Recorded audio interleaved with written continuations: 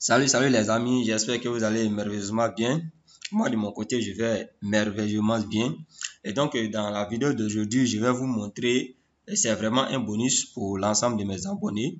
Voilà, je vais vous montrer de façon simple comment vous pouvez télécharger l'application de l'intelligence artificielle appelée ChatGPT. Voilà. Bon, faut dire que c'est l'application qui est en vogue. Voilà. Actuellement, voilà, c'est une intelligence artificielle qui permet de résoudre pas mal de problèmes, surtout pour les étudiants.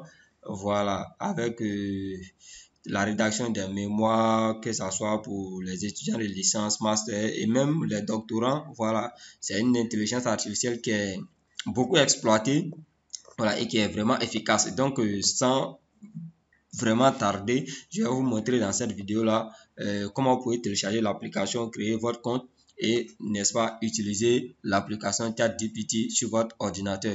Et donc, je vous ai laissé le lien dans le commentaire qui va vous permettre d'aller sur le site pour télécharger cette application. Donc, il vous suffira tout simplement de cliquer sur le lien.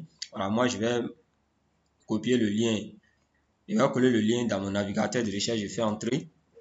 Voilà, et lorsque vous allez cliquer sur le lien qui est dans le commentaire, lorsque vous cliquez sur le lien, alors le lien va vous ramener automatiquement sur, voilà, sur cette page. Donc vous serez redirigé directement sur cette page. Voilà, donc ici on va défiler.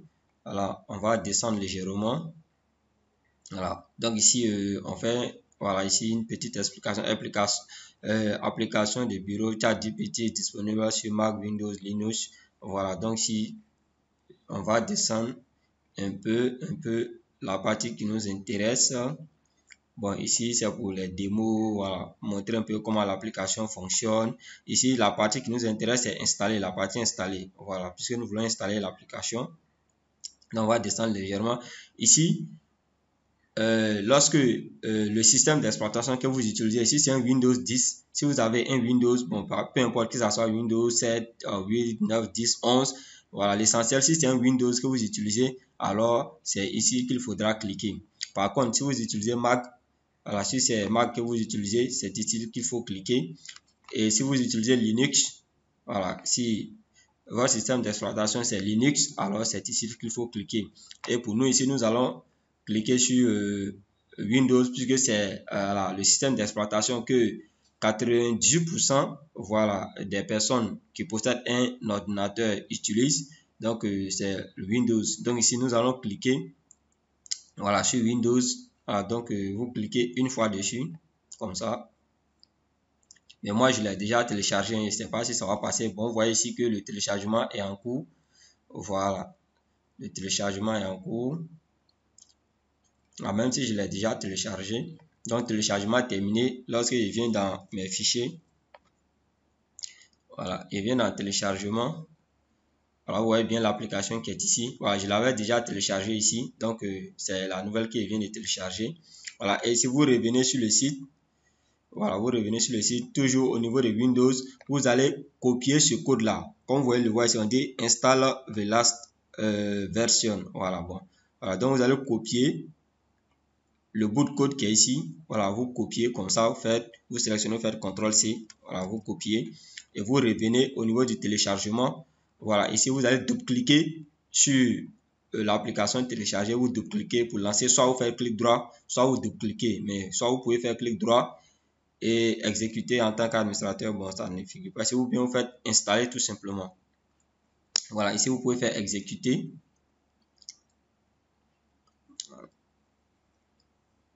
Voilà. Bon, ça c'est une possibilité. Ici vous suivez, voilà, la procédure jusqu'à la fin de l'installation. Donc ça c'est une première possibilité.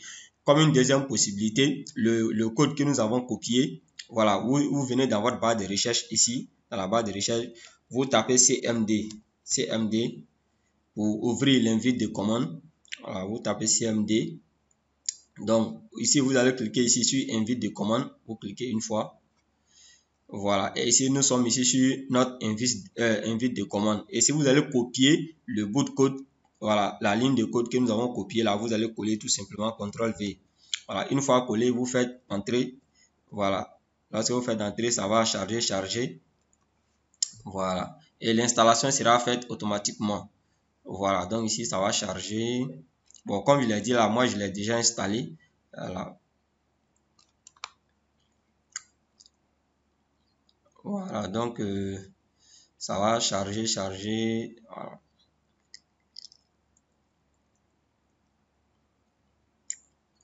Voilà, on me dit un package existant a déjà été installé. Tentative de mise à niveau du package installé. Donc ici, pour dire que je l'ai déjà installé. Dans le cas contraire, chez vous, ça ne va pas figurer comme ça. Voilà, si vous n'avez pas encore installé l'application sur votre ordinateur, ça ne va pas figurer comme ça. Donc ça va charger et vous afficher un message pour dire que l'installation a été faite avec succès, tout simplement. Voilà, donc je vais fermer ici. Je reviens sur mon bureau. Donc comme vous pouvez le voir ici, mon application, elle est déjà installée. Voilà, donc ici, dans le cas contraire, lorsque vous allez finir l'installation, vous pouvez revenir au niveau de la barre de recherche. Alors, vous tapez ChatGPT. Voilà, une fois affiché comme ça, vous double-cliquez. Vous double-cliquez dessus. Voilà. Donc, on va patienter que la fenêtre s'affiche. Lorsque vous double-cliquez, ils vont vous demander de vous connecter ou de créer un compte. Donc, vous allez vous connecter si vous avez déjà créé un compte. Dans le cas contraire, vous créez d'abord votre compte et avant de vous connecter. Voilà. Donc, lorsque vous lancez l'application, voilà, il y a cette fenêtre-là qui va s'afficher. Mais ici, bon, moi j'ai déjà créé mon compte. Donc, voilà pourquoi ça affiche comme ça, comme vous pouvez le voir ici. Voilà, mon compte affiché ici. Mais chez vous, ça sera pas le cas. Voilà, bon, chez vous, ça ne sera pas le cas.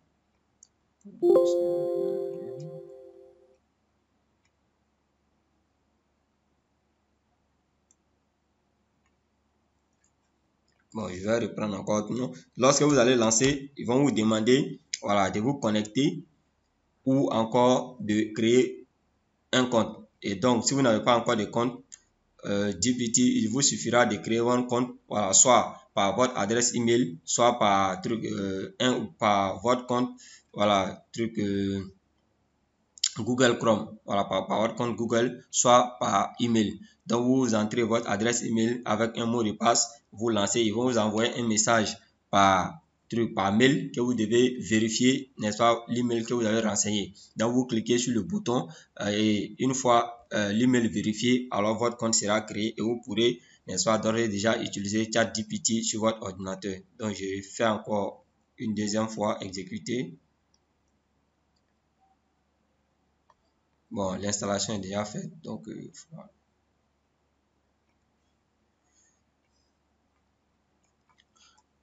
voilà. Donc ici, je vais lancer ici ChatGPT. Je vais faire un petit test pour vous montrer.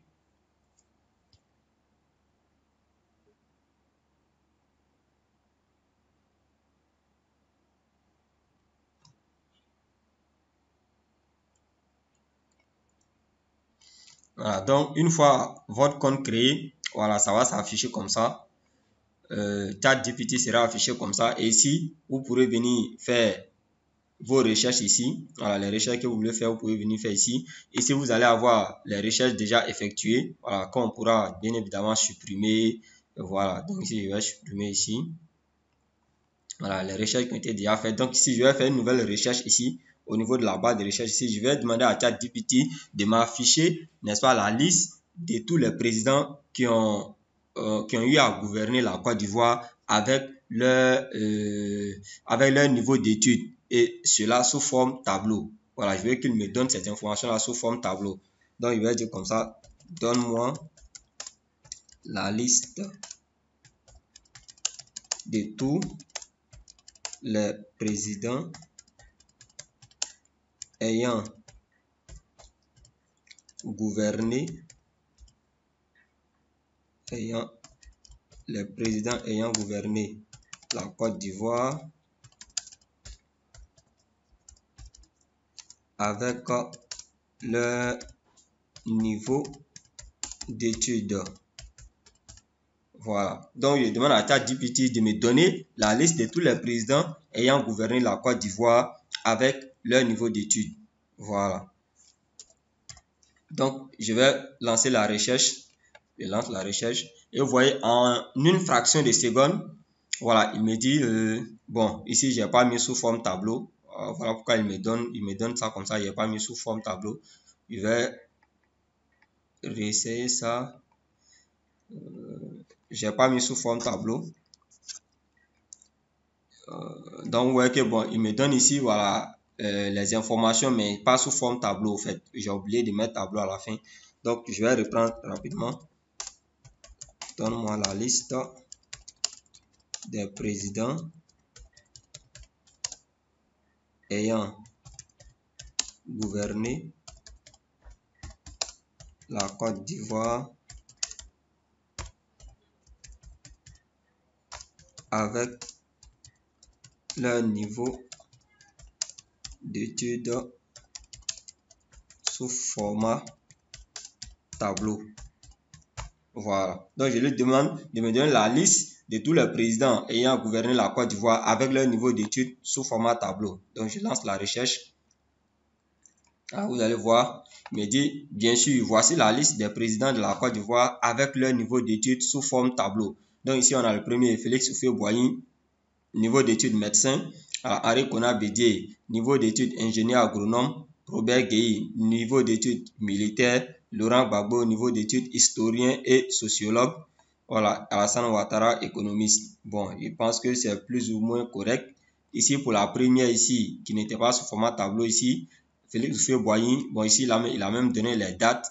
Voilà, date de naissance, je crois. Bon, je sais pas, voilà, la période à laquelle, voilà, il a gouverné le pays. Félix Houphouët-Boigny, c'est ici 1973, niveau d'études médecin.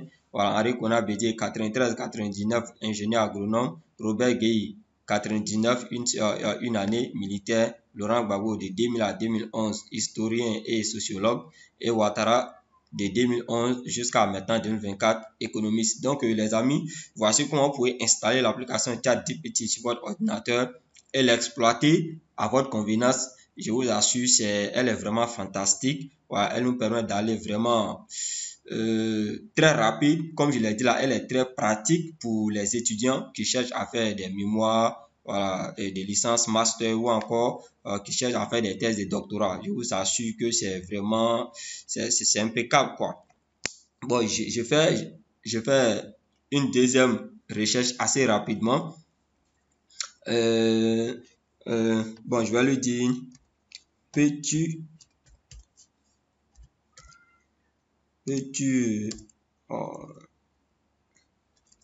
bon, donne-moi quelques références d'auteurs ayant parlé, références d'auteurs ayant parlé de, voilà, ayant parlé de la finance islamique. Voilà. Je veux qu'il me donne quelques auteurs qui ont déjà parlé de la finance islamique. Donc, je lance la recherche. Voilà. Je pourrais mettre aussi sous forme tableau. Hein. Voilà, il me dit ici, voici quelques références d'auteurs qui ont écrit sur la finance islamique. On a Mohamed Ayoub, auteur de Understanding Islamic Finance, un ouvrage de référence sur les principes et les pratiques de la finance. Bon, ici, il me donne jusqu'à 5 auteurs. Donc, vous voyez que pour les étudiants, comme je viens de le dire, voilà, qui doivent rédiger des thèses, des licences, mémoires ou encore des thèses de doctorat, vraiment, c'est d'une efficace inestimable. Voilà, ça vous permet d'aller vraiment à une vitesse pas croyable.